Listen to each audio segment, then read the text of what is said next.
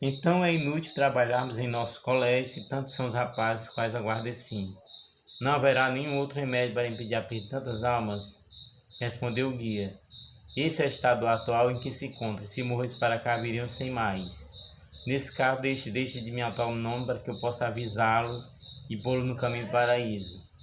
Creio que algum deles avisados se corrigiriam. No primeiro momento, o aviso me impressionaria. Depois desprezarão dizendo, foi só um sonho.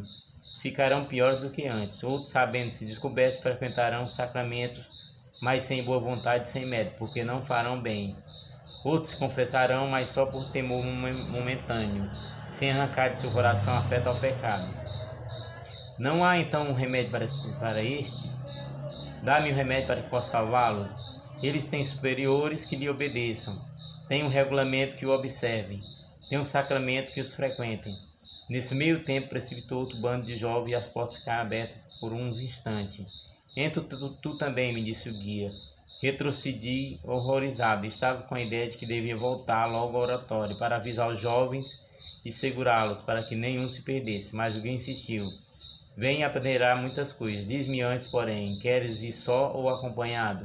Disse isso para que eu reconhecesse a insuficiência de minhas forças e ao mesmo tempo a necessidade de sua benévola assistência. Respondi, só? Esse lugar de horrores, sem ser ajudado por tua bondade? Quem é que me poderia ensinar o caminho de volta? Mas no mesmo instante senti-me cheio de coragem, pensando comigo mesmo. Só pode ir quem já foi julgado, e eu ainda não fui. Então exclamei resoluto, entremos, pois. Adentramos aquele estreito e horrível corredor, corremos com a velocidade do relâmpago. Em cada uma das portas interiores brilhava com tétrica luz uma inscrição ameaçadora. Quando terminamos de percorrê-lo, fomos para um vasto e tenebroso pátio, em cujo fundo se via grossa e horrível portinha, como jamais vi igual, e nela estavam escritas essas palavras. Todas as paredes em volta estavam cheias de inscrições.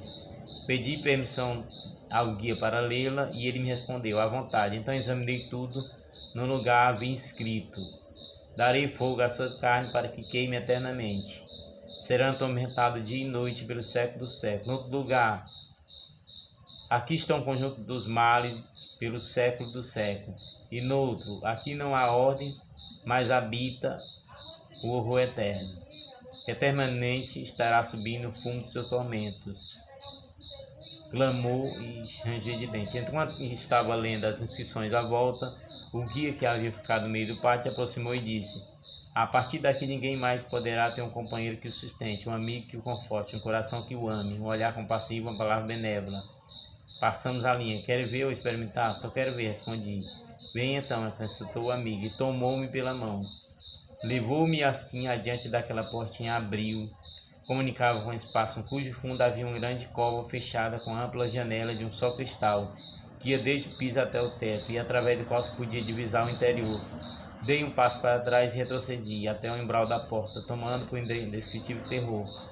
Apareceu diante de meus olhos uma espécie de imensa caverna, que se perdia como que nas entranhas da montanha, cheia de fogo, não como o vento na terra, com chamas vivas, mas um fogo tal e tão ardente que tudo que havia em torno estava torrado e embranquecido pelo calor. Parede, teto, chão, ferro, pedra, lenha, carvão, tudo estava branco e incandescente. Com certeza o fogo era de milhares e milhares de graus de calor, mas nada se reduzia assim, nada se consumia. Não sou capaz de descrever aquela caverna em toda a sua espantosa realidade. Desde muito tempo foi preparado por seu dono, foi preparado pelo rei, profunda e larga. Seu alimento é fogo e muita lenha. O sopro do Senhor, como uma torrente de enxofre, a mantém acesa. Enquanto eu olhava tudo aquilo estarrecido, vejo inesperadamente cair com fúria um jovem que lançava um grito lacinante, como de uma pessoa que estivesse a ponto de cair num lago de bronze derretido.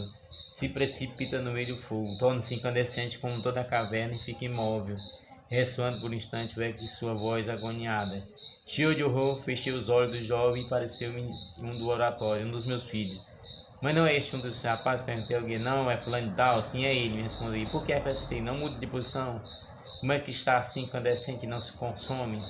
Preferi ver, por isso agora não me fale. Olhe e verá. Salgado com fogo e toda vítima se condeminará. Mal havia voltado os olhos quando outro jovem, com furor desesperado, velocidade, corria precipitado na caverna, também era do oratório. Mal caiu, já não se moveu mais, também já havia lançado um grito lacinante, e sua voz se havia confundido, foi no último eco do grito que caíra antes. Chegaram depois outros igualmente precipitados, seu número aumentava cada vez mais, todos lançavam o mesmo grito e ficavam imóveis, incandescentes, como os que tinham precedido.